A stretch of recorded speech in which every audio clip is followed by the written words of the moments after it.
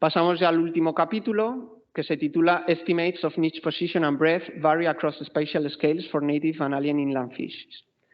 Este capítulo se encuentra actualmente en segunda revisión en Global Ecology and Biogeography.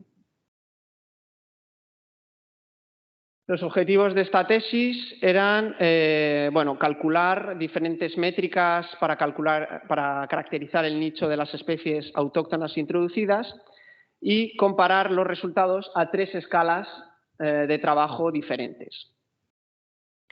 Seguidamente queríamos también analizar si la estimación de estas métricas para las especies introducidas dependía de su año de introducción en la península ibérica. Nuestras hipótesis de partida es que efectivamente esas métricas o los resultados de estos análisis iban a depender bastante de la escala de trabajo. Por ejemplo, para escalas regionales, pues esperábamos encontrar que el nicho de especies que tienen una amplia distribución pues estuviera subestimado. Además, esperábamos encontrar que las diferencias entre las métricas del nicho calculadas a diferentes escalas de trabajo para las especies introducidas fuera mayor para especies que han sido introducidas en los últimos años o más recientemente. Para este trabajo se recopiló también información para las mismas 68 especies que habíamos analizado en el capítulo 3, pero en este caso se recogieron datos de presencia a escala global. Para ello, de nuevo, volvimos a utilizar sobre todo GBIF y Biofresh. Además, recopilamos 6 variables climáticas de WorldClim relacionadas con los valores extremos y los valores de estacionalidad de temperatura y precipitación para caracterizar el nicho climático de las especies. Finalmente, utilizamos un análisis que se llama Outlying Mean Index para calcular diferentes propiedades o características del nicho de las especies. Así, en primer lugar, calculamos la posición del nicho, que nos indica el lugar que ocupa la especie dentro del gradiente ambiental.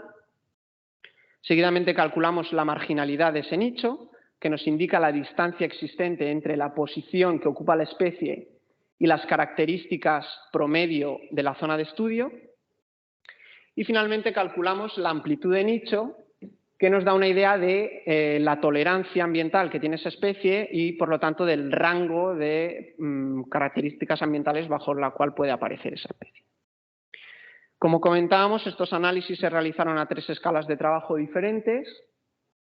A una escala global, primero, a una escala que denominamos restringida, donde el área de estudio viene determinada por los datos de presencia, y finalmente a una escala regional, donde nosotros hemos considerado el territorio peninsular. Lo primero que observamos es que los resultados obtenidos a escala global y restringida pues estaban muy correlacionados unos con otros. Sin embargo, esa correlación ya no es tan marcada cuando comparamos los resultados obtenidos a escala regional con los resultados obtenidos a escala restringida y global. De hecho, esas diferencias dejan de ser significativas, por ejemplo, para la marginalidad del nicho. Un resultado, por ejemplo, interesante es que al comparar la posición del nicho a escala regional con escala restringida y global, observamos que la correlación para las especies autóctonas es bastante marcada, sin embargo, no lo es tanto para las especies introducidas. Eso podría estar indicando que las especies introducidas en la península ibérica están ocupando un nicho con unas características climáticas diferentes al nicho que ocupan en otras regiones, entendiendo por otras regiones su zona de origen o otras zonas que han invadido. También observamos que la relación entre la amplitud de nicho a escala regional y a escala global para las especies introducidas varía significativamente en función de su año de introducción. ¿Qué significa esto? Bueno, que por ejemplo para especies como la carpa, la trucha arcoíris o la perca sol, que muestran una gran tolerancia ambiental, una gran amplitud de nicho a escala global, y que fueron introducidas en la península ibérica hace mucho tiempo, pues en nuestro territorio muestran también una gran amplitud de nicho, ¿vale?, a escala regional. Por el contrario, especies como el pez gato americano o el chanchito, que muestran a escala global una amplitud de nicho bastante grande, pero que sin embargo fueron introducidas hace escaso tiempo en la península ibérica, pues muestran una amplitud de nicho a nivel regional mucho menor.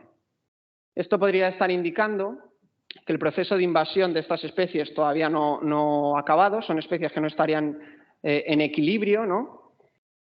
Y que, por lo tanto, en el caso de que fueran introducidas en otras cuencas, en otras regiones de la península ibérica, pues podrían perfectamente establecerse y ampliar su rango de distribución en nuestro territorio en el futuro.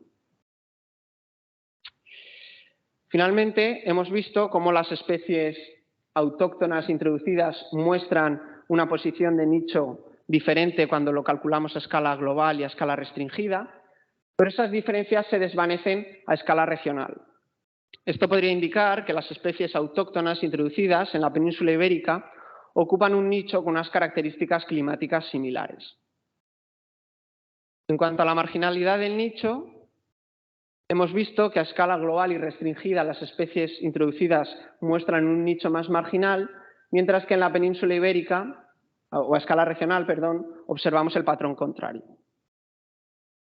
Por último, en lo que se refiere a la amplitud de nicho, hemos observado resultados congruentes a las tres escalas de trabajo utilizadas, que indican que las especies introducidas muestran una mayor amplitud de nicho, por lo tanto una mayor tolerancia ambiental, lo que coincide con resultados previos que indican que las especies invasoras en general son especies bastante generalistas con unos requerimientos ambientales muy amplios.